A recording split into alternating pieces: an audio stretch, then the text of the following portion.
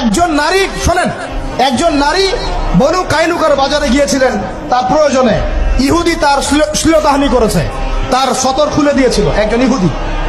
এটা দেখে একজন মুসলিম ভাই সেখানে থাকতে না পারে ওই ইহুদির গর্দান নামিয়ে দেয়।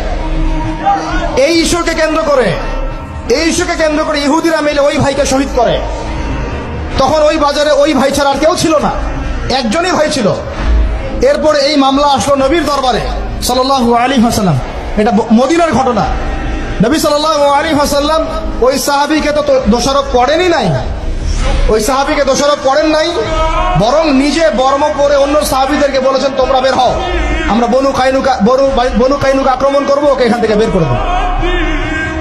একজন দিনী বোনের ইজ্জতের বদলা নেওয়ার জন্য পুরো বনু কাইনুকার ইহুদিদের সাথে যুদ্ধ হয়েছে। আর আমাদের বোনরা স্বেচ্ছায় ইজ্জত বিলিয়ে দিচ্ছ তোমরা হচ্ছে মাটির তলে চলে যাও।